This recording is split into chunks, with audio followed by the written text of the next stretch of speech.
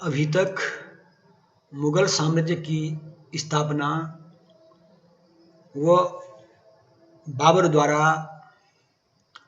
मुगल साम्राज्य को स्थायित्व देने का जो प्रयास किया गया, उसका हमने पिछले शीर्षक में अध्ययन किया है। हमने इस बिंदु पर चर्चा की है कि किस तरह बाबर ने भारत में मुगल साम्राज्य की स्थापना की और किस तरह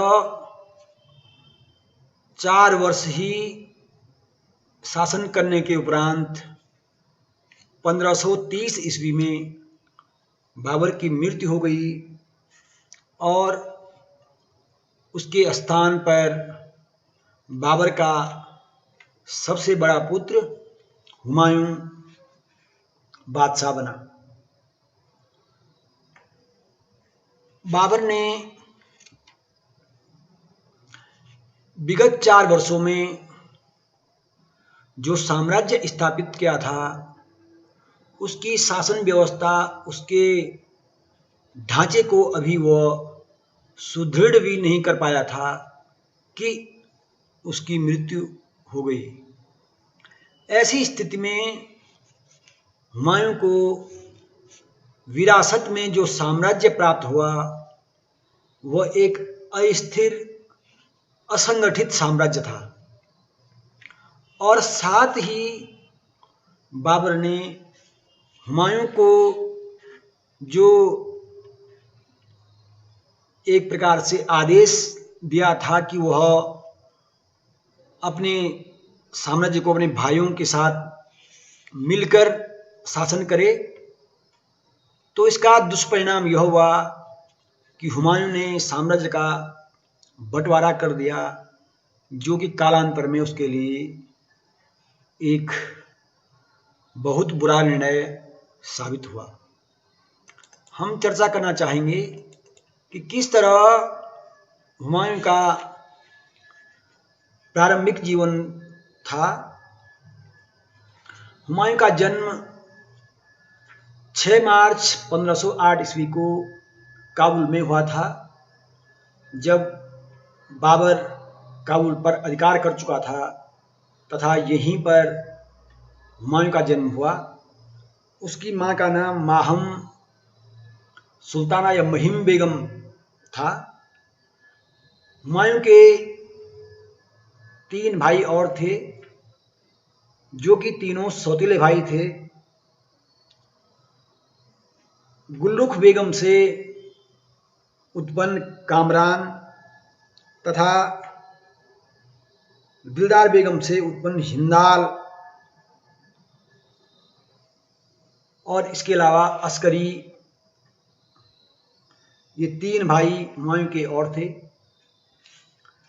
हुमायूं को यद्यपि प्रारंभ से ही प्रशासनिक अनुभव प्राप्त हो गया था, 20 वर्ष की आयु में हुमायूं को बाबर ने बदख्शां का सूबेदार नियुक्त कर दिया था तथा पानीपत के प्रथम युद्ध के पश्चात 1526 ईस्वी में बाबर ने हुमायूं को हिसार फिरोजा सौंपा तथा साथ ही संभलपुर की जागीर भी प्रदान की। बाबर की मृत्यु के पश्चात हुमायूं आगरा में सिंहासन पर बैठा और यद्यपि सिंहासन पर बैठने में हुमायूं को ज़्यादा कठिनाई नहीं हुई, परंतु फिर भी 4 दिनों तक मेहदी ख्वाजा का षड्यंत्र चलता रहा, क्योंकि मेहदी ख्वाजा में हुमायूं की तुलना में प्रशासनिक योग्यता ज़्यादा थी।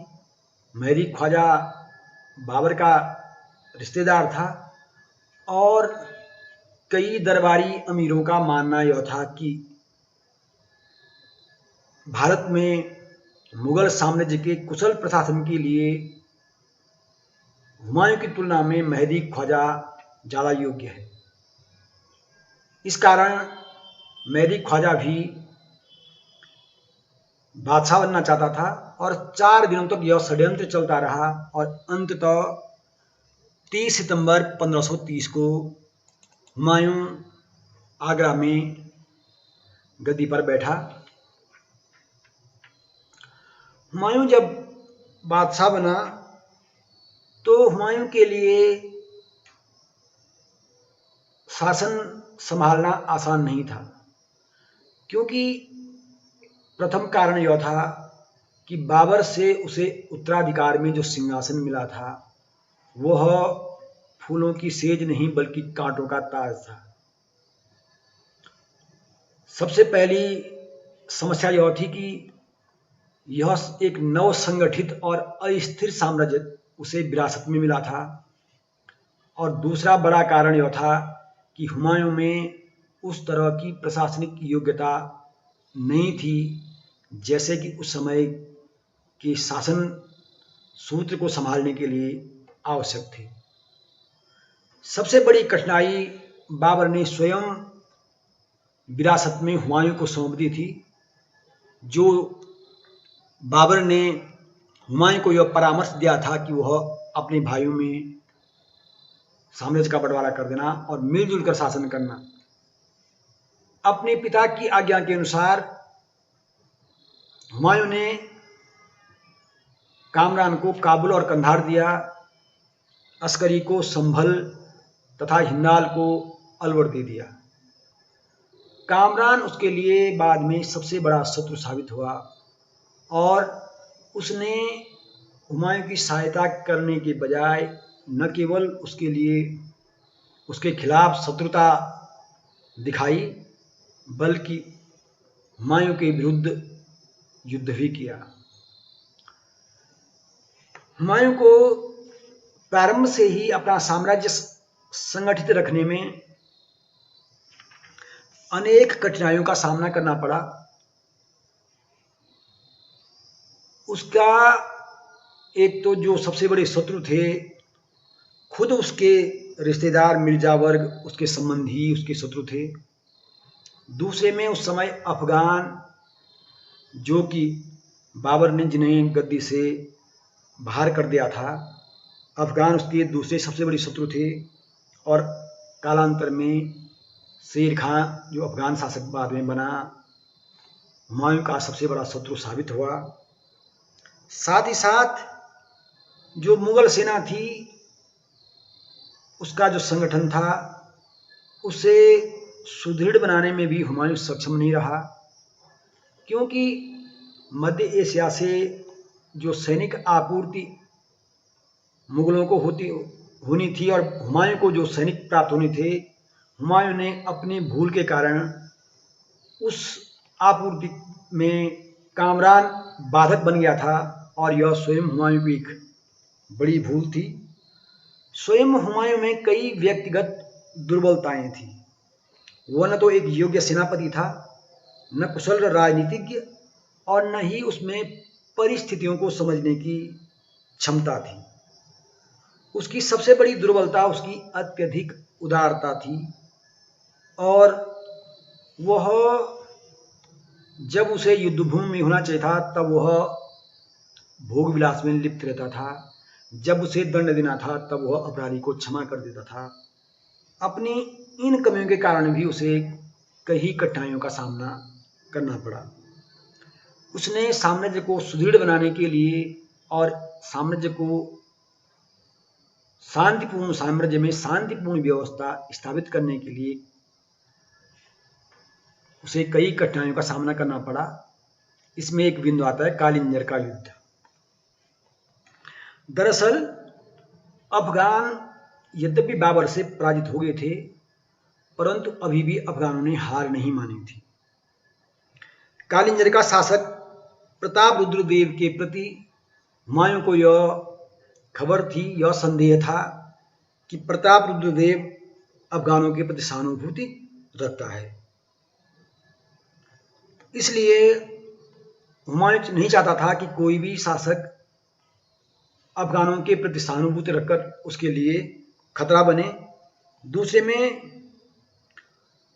उसे डर था कि कहीं प्रताप रुद्रदेव गुजरात के शासक बहादुर शाह के पक्ष में हो गया तो बहादुर शाह और प्रताप रुद्रदेव हुमायूं के लिए बड़ा खतरा पैदा कर सकते हैं। इस तरह अफगानों से मिलने के डर से और बहादुर शाह की ओर से सम्मिलित हो जाने की डर से हुमायूं ने कालिंजर पर आक्रमण किया और इस आक्रमण में क्या हुआ, हुमायूं पूर्ण सफलता प्राप्त नहीं कर सका। उसने राजा से धन और सैनिक आपूर्ति लेकर वो वापस चला आया। इस तरह वह कालिंजर का पूर्ण दमन करने में असफल रहा, जो कालांतर में उसके लिए एक बड़ी बाधा सिद्ध हुआ। दूसरा युद्ध था दोराहा का युद्ध। 1532 ईस्वी में महमूद लोदी ने जौनपुर पर अपना अधिकार कर लिया था और वह हुमायूं के लिए एक खतरा सिद्ध हो सकता था। इसलिए हुमायूं ने महमूद लोदी के नेतृत्व में अफगानों का जो संगठन हो रहा था उसको समाप्त करने का प्रयास किया और उसके विरुद्ध महमूद लोदी के विरुद्ध सेना अपना सैनिक अभियान किया। अफगानों ने यद्यपि बड़ी वीरता से युद्ध किया परंतु उन्हें पराजय मिली और महमूद लोदी युद्ध से भाग गया। इस तरह दोराहा के युद्ध में हुमायूं ने अफगानों को पराजित किया और उनके विरुद्ध अपनी स्थिति को सुदृढ़ किया। परंतु महमूद लोदी का साथ छोड़कर भागा शेर खां अपनी शक्ति को निरंतर बढ़ा रहा था। इसलिए शेर खां की बढ़ती शक्ति को रोकने के लिए हुमायूं ने चुनार का घेरा डाला, जो कि चुनार पर उस समय शेर खां का अधिकार था। हुमायूं ने शेर खां से चुनार को छीनने का प्रयत्न किया। 4 माह का घेरा डाला परंतु फिर भी उसे आशातीत सफलता नहीं मिली। इस पर हुमायूं ने शेर खां से समझौता कर लिया। शेर खां ने मुगलों की अधीनता स्वीकार कर ली और अपने लड़के कुतुब खां के नेतृत्व में एक सेना हुमायूं की सेवा में भेज दी। यह शेर खां की एक बड़ी चाल थी। वह किसी तरह समय चाहता था जिससे वह अपनी सैनिक तैयारियों को सुदृढ़ कर सके और इस तरह वो हुमायूं के अपने प्रति हुमायूं को लापरवाह करना चाहता था। हुआ भी यही। हुमायूं आगरा वापस आया और करीब 1.5 वर्ष तक वह ऐशो आराम में अपना समय व्यतीत करता रहा। उसने बहुत सा धन दीन पनाह नामक नगर की स्थापना में व्यय कर दिया और इसका परिणाम यह हुआ कि इस बीच शेर खां अपनी सैनिक शक्ति को बढ़ाता रहा। इसी बीच हुमायूं को खबर मिली कि गुजरात का शासक बहादुर शाह ने मालवा, रायसीन और चित्तौड़ पर अधिकार कर लिया है। साथ ही साथ हुमायूं के विद्रोही मोहम्मद जमा मिर्जा को भी बहादुर शाह ने शरण दी। इससे हुमायूं बहादुर शाह से नाराज हो गया। यद्यपि चित्तौड़ पर आक्रमण के समय चित्तौड़ की महारानी ने हुमायूं से सहायता मांगी थी। इस संदर्भ में विद्वानों में के अनेक मत हैं। कुछ का मानना है कि हुमायूं नहीं चाहता था कि एक मुसलमान के विरुद्ध हुमायूं एक राजपूत रानी की सहायता करे, इस कारण उसने कर्णावती की सहायता नहीं की। परंतु जो भी कारण हो, समय पर हुमायूं रानी कर्णावती को सहायता नहीं पहुंचा पाया। इसका परिणाम यह हुआ कि चित्तौड़ पर बहादुर शाह का अधिकार हो गया और इस तरह राजपूतों से जो सहयोग हुमायूं को मिल सकता था, हुमायूं ने उस सहयोग का मौका खो दिया। यद्यपि इसके बाद हुमायूं ने बहादुर शाह के विरुद्ध युद्ध किया और इस युद्ध में बहादुर शाह पराजित हुआ।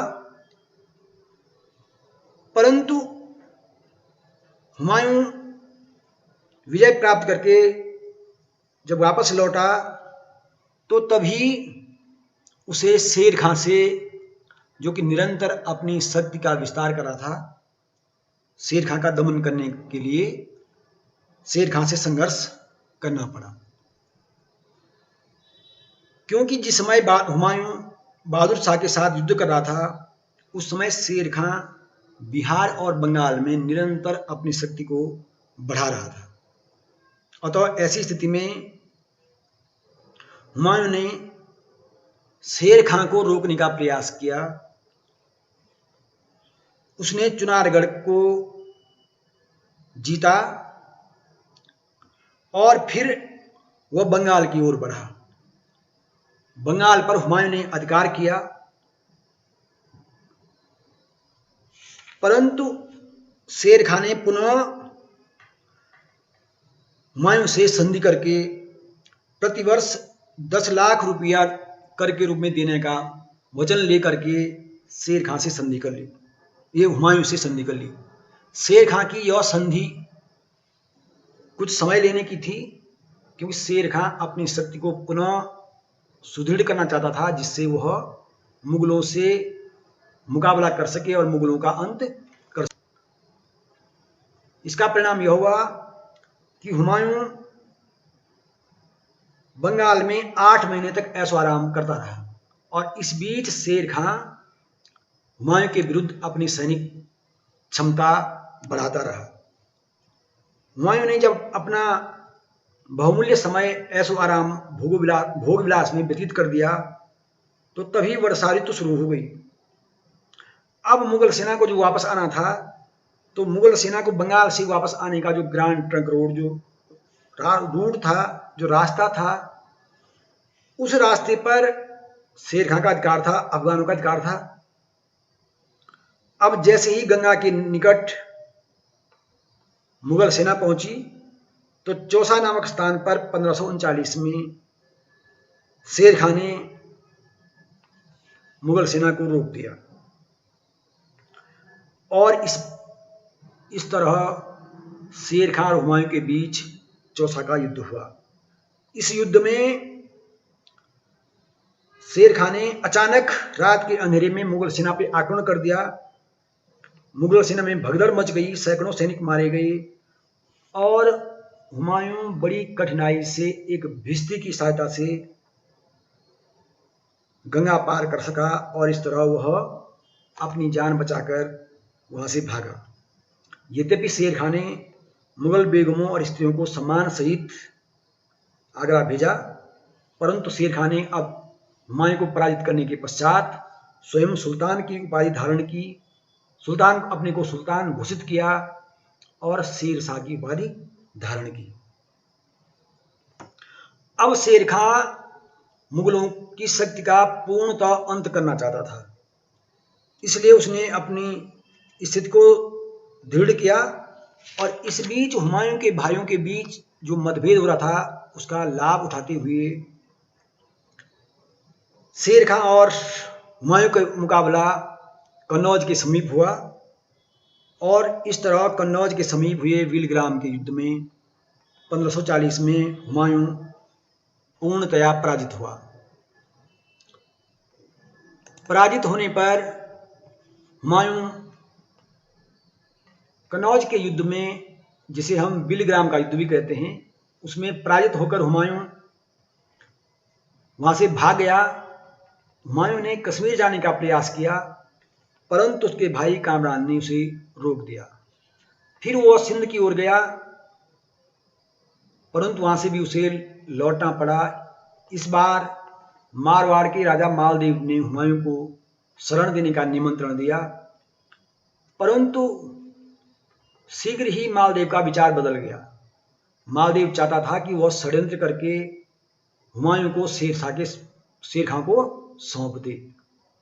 अतः जैसे ही इस बात की भनक हुमायूं को लगी, उसने मालदेव के यहाँ शरण लेने के बजाय अमरकोट के राजा के यहाँ शरण ली और अमरकोट में ही 1543 ईस्वी में अकबर का जन्म हुआ। अब हुमायूं ने फारस के शाह तहमास्प के यहाँ शरण ली और फारसी सेना की सहायता से पुनः उसने कंधार पर आक्रमण किया। फिर उसने काबुल के लिए संघर्ष किया कामरान के साथ उसका कई बार संघर्ष हुआ और अंततः काबुल कंधार पर हुमायूं विजय प्राप्त करने में सफल रहा। कामरान को उसने अंधा करवा दिया और वहां से उसको हज के लिए भेज दिया। अस्करी को भी पराजित करके मक्का भेजा गया और संभवतः फिर वह वापस लौट के नहीं आया। इसी तरह हिंदाल की भी हत्या की गई और इस तरह धीरे धीरे हुमायूं ने भारत में पंजाब तक अपना साम्राज्य वापस लेने का प्रयास किया। संयोग से 1545 ईस्वी में शेर शाह की आकस्मिक मृत्यु हो गई। तत्पश्चात शेर शाह के उत्तराधिकारी 1553 ईस्वी में इस उत्तराधिकारी इस्लाम शाह ने 1553 ईस्वी तक शासन किया और उसके पश्चात मोहम्मद आदिल शाह गद्दी पर बैठा। आदिल शाह एक अयोग्य शासक साबित हुआ और शासन की सारी बागडोर उसके मंत्री हेमू के हाथों में आ गई। हुमायूं ने धीरे धीरे लाहौर पर भी अधिकार किया और सिकंदर सूर को 1525 में पराजित करके हुमायूं ने दिल्ली पर अधिकार कर लिया। इस तरह हुमायूं का दिल्ली पर अधिकार हो गया और हुमायूं पुनः अपना साम्राज्य प्राप्त करने में सफल रहा। अभी हुमायूं अपने साम्राज्य को पुनः प्राप्त करने का जश्न भी ढंग से नहीं मना पाया था। पुनः जब वो सिंहासनारूढ़ हुआ था तो उसके कुछ समय पश्चात ही 1556 ईस्वी में जब वह दीन पनाह नामक इमारत की सीढ़ियों से गिरा तो गिरकर उसकी मृत्यु हो गई। इस तरह हुमायूं के बारे में लेनपूल ने कहा है कि हुमायूं जीवन भर लड़खड़ाता रहा और अंततः लड़खड़ा करके ही उसकी मृत्यु हो गई। इस तरह हुमायूं निरंतर कठिनाइयों से जूझता रहा, संघर्षों से जूझता रहा, किंतु अंततः वह पुनः दिल्ली की गद्दी पर आसीन होने में सफल रहा। हुमायूं का मूल्यांकन करते हुए प्रसिद्ध इतिहासकार लेनपूल ने कहा है कि हुमायूं में सतत प्रयास करने की क्षमता नहीं थी। विजय प्राप्त करने पर वह रनिवास में जाकर भोग विलास में डूब जाता था। जब शत्रु दरवाजे पर गरज रहा होता तो वह अफीम चियों के स्वर्ग में खोया रहता था और सपने देखा करता था। प्रकृति से दयालु होने के कारण जब उसे दंड देना चाहिए था तो वह क्षमा कर देता। जब उसे युद्ध भूमि में होना चाहिए था तब वह मदिरा का प्याला लिए झूमता रहता था और इसी तरह अपने अनुकूल चरित्र न करते हुए वह सम्राट के रूप में वह पूर्णतया असफल रहा। अर्थात उसमें शासन करने की योग्यता, क्षमता नहीं थी। यद्यपि उसके नाम का अर्थ है भाग्यवान, पर कभी भी असंगत नाम के किसी और राजा का नाम ऐसा नहीं पड़ा होगा। लेनपूल कहता है कि यद्यपि उसका नाम जो था हुमायूं था, अर्थात भाग्यशाली था, परंतु हुमायूं कभी भी भाग्यशाली साबित नहीं हुआ और इस तरह हुमायूं जीवन भर संघर्ष करता रहा, लड़खड़ाता रहा और मात्र 47 वर्ष की आयु में उसकी मृत्यु हो गई। उसके पश्चात उसका पुत्र अकबर दिल्ली की गद्दी पर बैठा। अगले बिंदु में हम इस पर चर्चा करेंगे।